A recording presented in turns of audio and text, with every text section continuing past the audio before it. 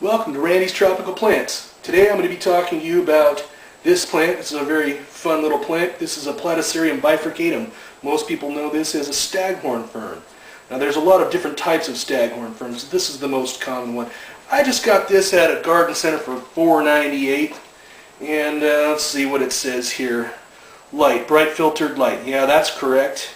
Height 12 through 36 inches. Okay.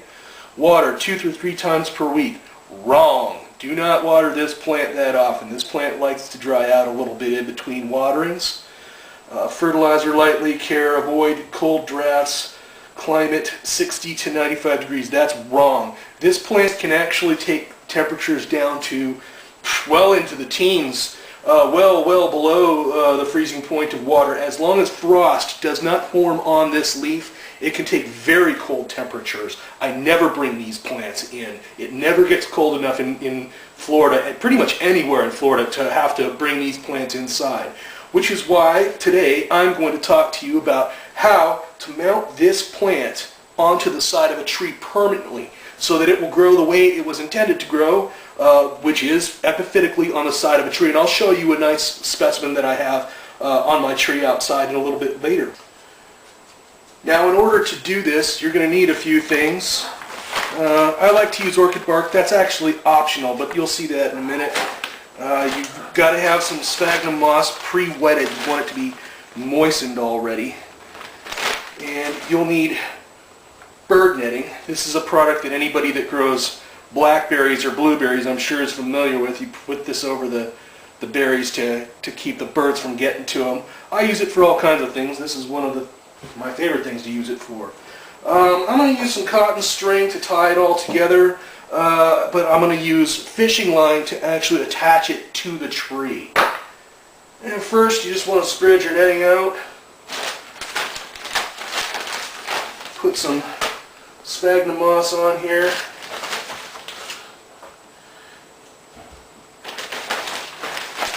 Get it nice and spread out.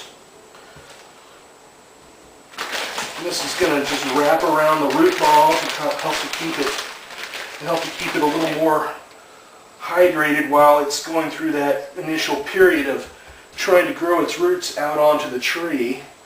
And once you have that down, I like to sprinkle a little bit of bark in here, and it gives something for the roots to grab onto before it starts growing through towards the tree. And then you just bundle it all up.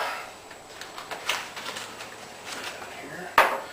One thing to keep note of is that staghorn ferns always have a direction that they grow. There's a top and a bottom, and if you look, this is the growth bud up here at the top, and it will continue to grow them out, growing in an upward direction. I see a lot of people mount these things sideways or even upside down, but you want to make sure, look for the newest growth, and that's what goes on top, no matter how you're mounting it, if it's on a hanging basket or otherwise, you know, on a wooden plaque or on the side of a tree. You want to mount it in its correct orientation.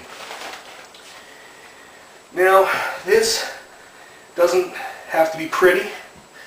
We're just going to bundle this up like so. Get it all nice and tightly bundled together. And I like to have pre-cut string, and you just kind of weave it through and tie it up so that it's all nice and bundled tight.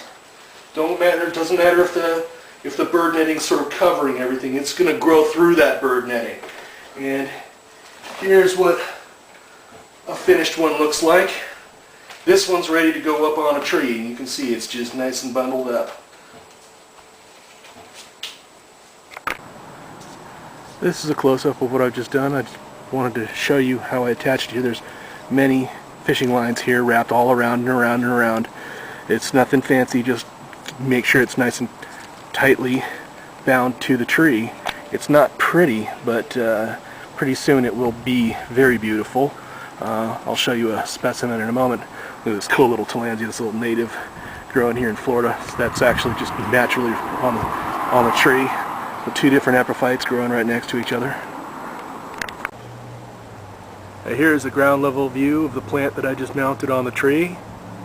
And in about 4 years it will look like this one. As you can see, this one has pupped many times off the sides. It's got many little growing points. After about 6 months you want to cut the fishing line off once the roots have completely attached themselves to the tree. That way you don't ring the tree. I don't think fishing line would ring a tree, but just in case, you want to cut them off.